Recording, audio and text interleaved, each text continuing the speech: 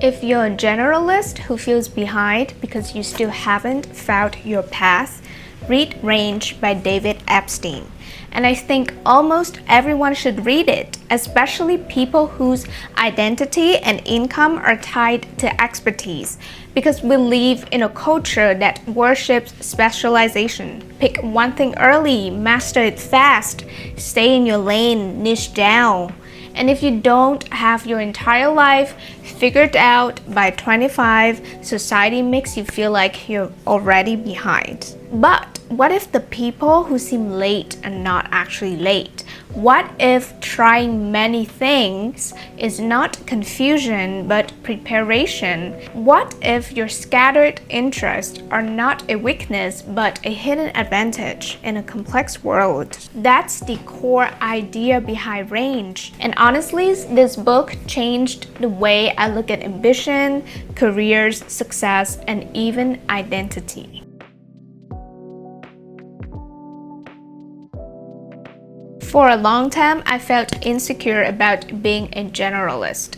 I transitioned from filmmaking to PR to business and finance. And in a world of hyper specialization, that makes me feel like I'm behind the people who chose one lane early and stay there. But Range argues something incredibly important.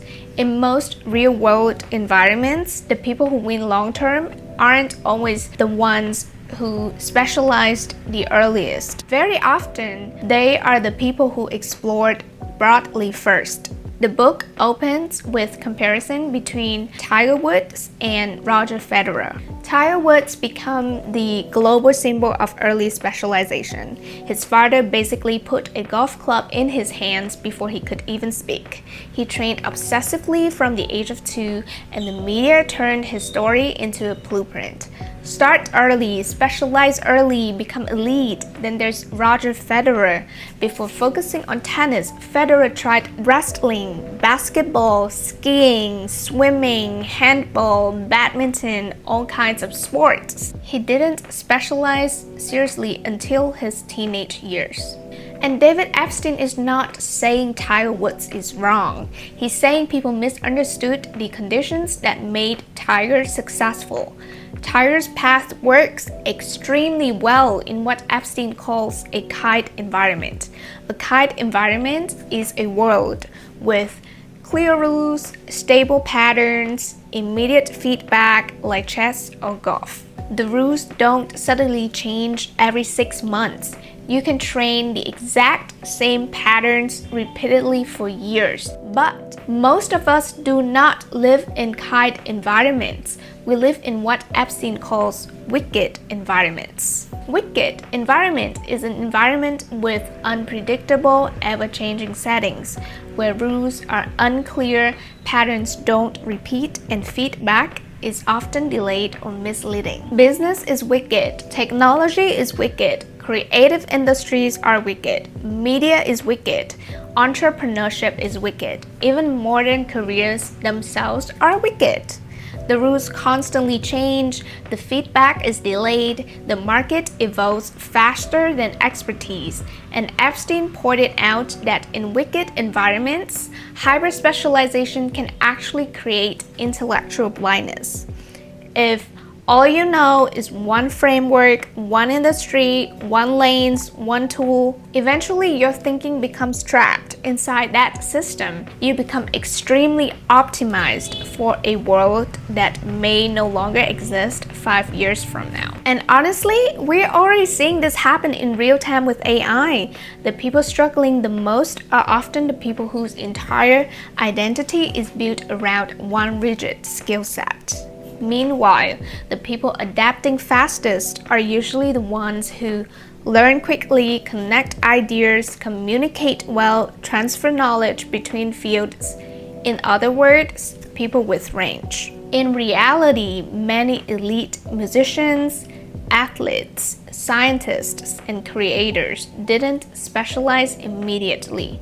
They experimented first, tried different interests, felt at different things, developed broader mental models. One of my favorite concepts in the book is match quality. Epstein argues that people often discover what they're truly good at only after trying many different things, not by sitting in a room fighting themselves, but by testing themselves against reality. And honestly, this is where I think a lot of self-help advice fails people. People keep asking, what's my passion? What's my purpose? But purpose is rarely discovered through thinking. It's usually discovered through interaction with reality, through projects, experiments, side paths, mistakes, temporary identity, and uncomfortable experiences. You learn who you are by seeing what energizes you, what drains you, what you naturally obsess over, what kind of problems you enjoy solving.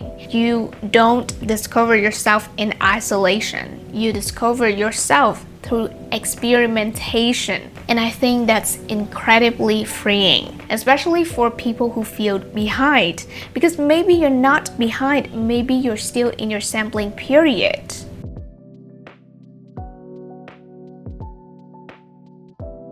Another part of the book I loved was the discussion about desirable difficulties.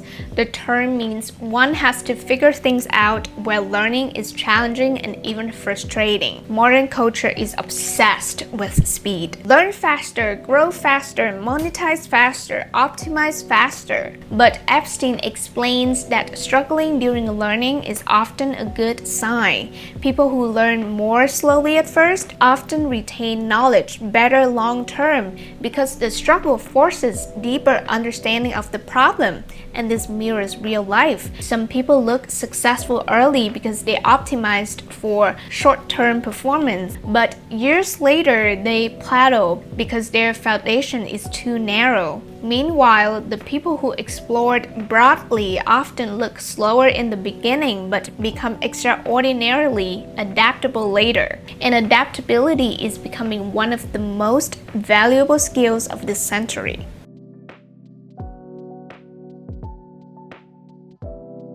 The book also talks about analogical thinking, which I think is one of the most underrated forms of intelligence.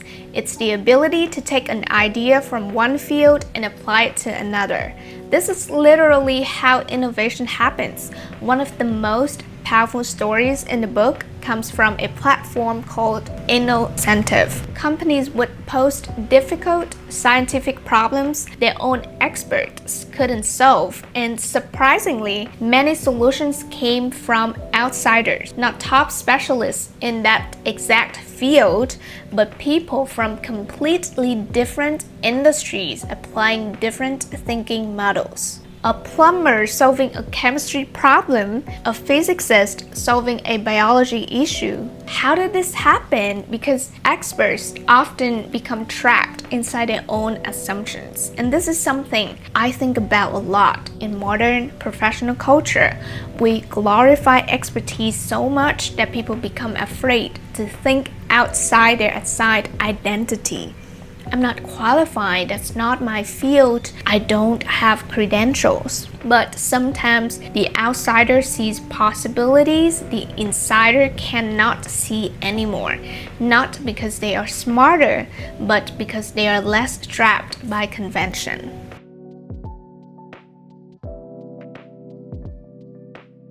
Now, I want to make something very clear.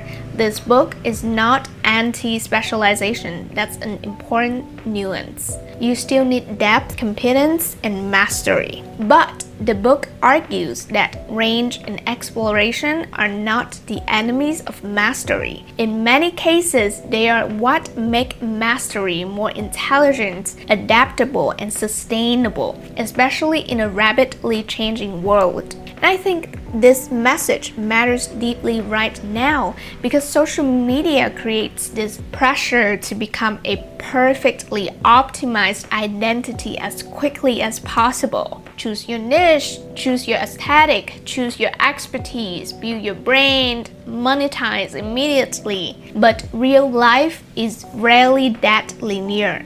Some of the most successful people spend years looking unclear from the outside. People who only know how to be one thing often collapse when life forces reinvention. But people with range, they adapt. And adaptation is survival.